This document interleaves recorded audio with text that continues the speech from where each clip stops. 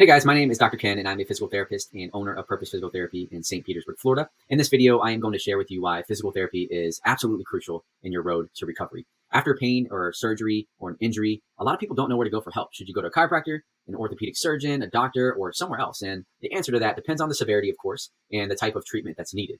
However, one thing is certain that we as doctors of physical therapy are medical professionals that have years of advanced education and training in working with clients and patients with neuromusculoskeletal conditions. And so at the very least, if it's not in our scope, or if it's something that is not in our realm, we are able to identify that. We call it differential diagnosis and be able to refer you to the appropriate provider.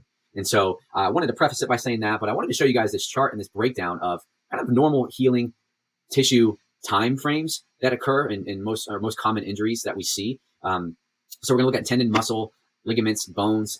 You can see here at the top of the screen, or the top of this chart is gonna be your time. So in days, weeks, months, and years. And then on the left, you can see things like tendon, muscle, ligament, and bone. And so with tendons, we're looking at, it's pretty common, for example, like rotator cuff or patellar or Achilles tendon.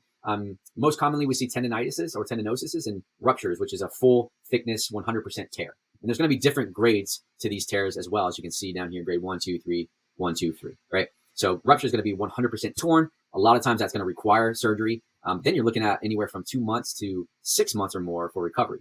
In a tendinitis, right, or tendinosis, such as rotator cuff, maybe slight grade 1 tears, you see here a minimum it's going to take, with the appropriate environment, a couple weeks to maybe a couple months to heal, and so on and so forth. Same thing with muscle and ligaments. Ligaments are going to take maybe a little bit longer on average, depending on the severity, because they lack more blood supply than things like muscles. But even like a muscle tear, grade 1 might take a couple days, anywhere from a month or so to heal, right? Grade 1, you're looking at maybe a 25% tear. Right. So with the appropriate environment and appropriate care that we're given these injuries, these are what we kind of see most often as far as the timeframes. Right. So when you come in and do an evaluation, we're able to look, hey, what's this? Is this a muscle grade 1, tear, or grade 2? Or is it going to be something more?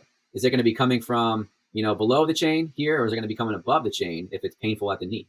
That's some things that we're able to kind of determine in the evaluation. Right. And another thing is that we get all the time is this question with MRIs and x-rays. And although they've revolutionized medicine, they've been overprescribed and overutilized for a lot of musculoskeletal issues. And so what I mean by that is you can have your MRI might say, and I get this all the time, hey, I have a torn rotator cuff or I have bone on bone. How is physical therapy going to help? And so what we see through study after study after study is that these structural changes that occur within these MRIs and x-rays inside the body, at least 50% of the time, they don't generate pain or they don't cause pain. And so we see that over and over again. It's like looking at an image, a still shot, you're unable to tell the full context of it. So structurally, we kind of want to do away with that, although it helps a little bit. And we focus on function. Like, what are you able to do? What's your pain bothering you? Right. And we don't really worry so much about the structural changes, because that's going to happen as we age, as we get older, the body changes. But we've so often, conflated this idea that because there are changes, arthritic changes, bone on bone, that there's nothing we can do, right? We have to understand that the human body is super resilient and adaptable. And so we take it into consideration, but we got to look on the functional side of it, right? Because not two people are going to be the same. They might have the same thing in an MRI, but have completely different experiences. And so that's where we come in. Thank you so much for watching this far. In the next video we'll send you, we're going to show you how our process is going to help speed this up even more.